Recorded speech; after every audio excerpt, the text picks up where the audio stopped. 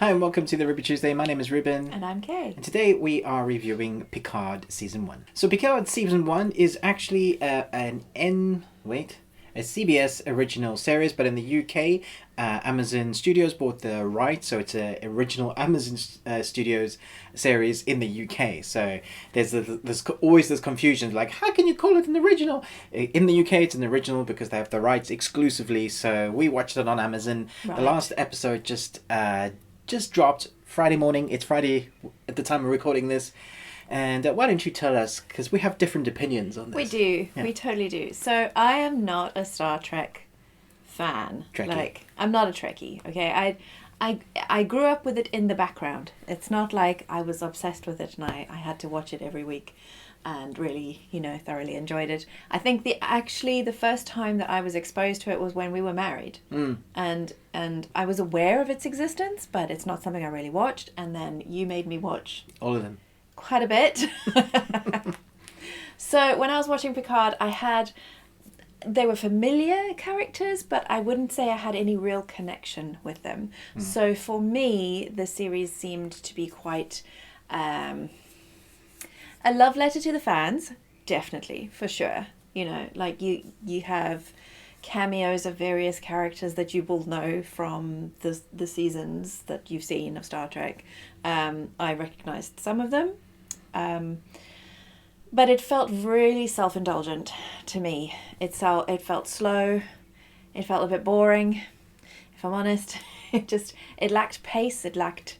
There was something about the crew of the ship that comes together that just didn't, for me, it was like they just didn't fit together.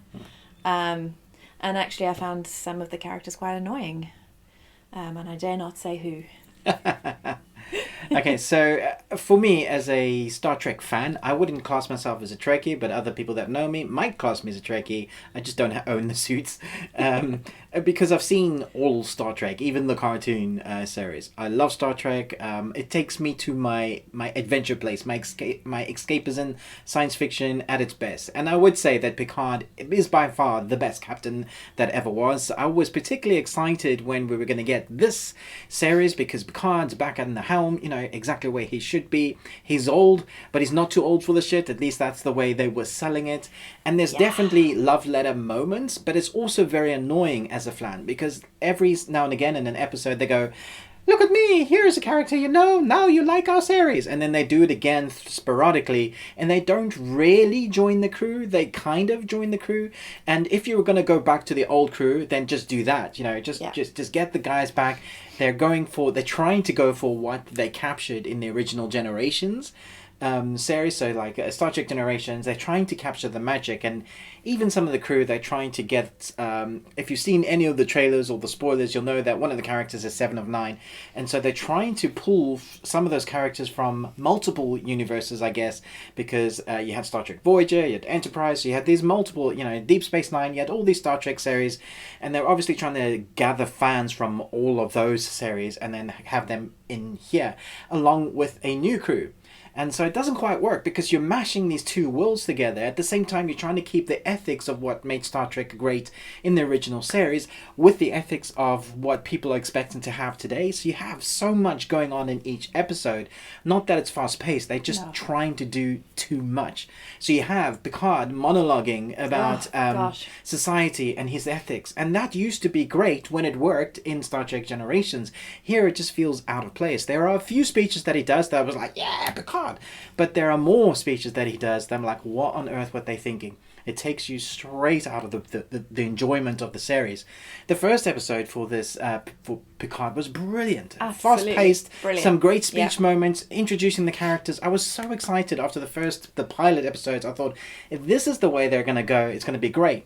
Then episodes 2, 3, and 4 were just slow. They were building characters, I get it, but there was nothing that kept moving along the story, really. And I was excited even with the ship because I thought the prospects of that is very Firefly-ish.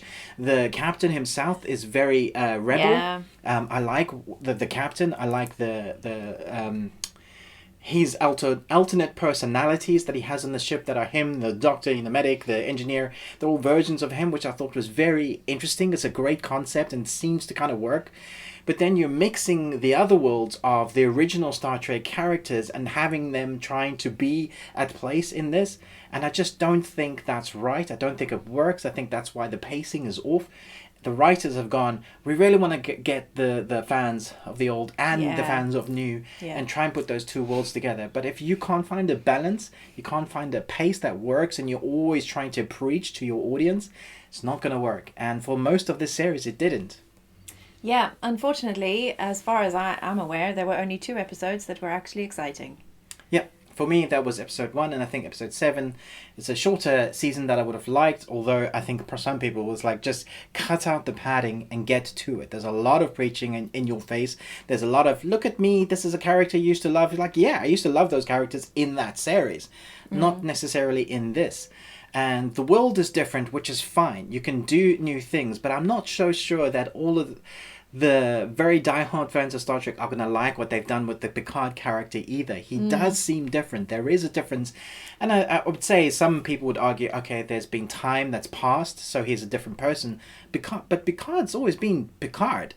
You can't really change what makes him him. So he's gone almost more ethical, but he's also almost forgotten the captainy stuff. And I think some of that is to do with his age. So he can't be as physical as he used to be. He can't be as flamboyant because Patrick Stewart is old. Oh, yeah. But as far as we know, we're also getting a season 2 and 3 with him. So it kind of makes me wonder, well, what are they doing with this character? Especially when you get to the end and you found out what's happened with the storyline without doing any spoilers. You're like, what are they saying? That he's going to be around for much longer? It's an interesting way to go. And I personally wouldn't have done that with that character. And then they have done other things with other characters that I thought, what, you can never do anything with that character now. What the hell are you doing? Which is weird. So, well, I think that they've now got to the point where they can actually start having a more Star Trek-esque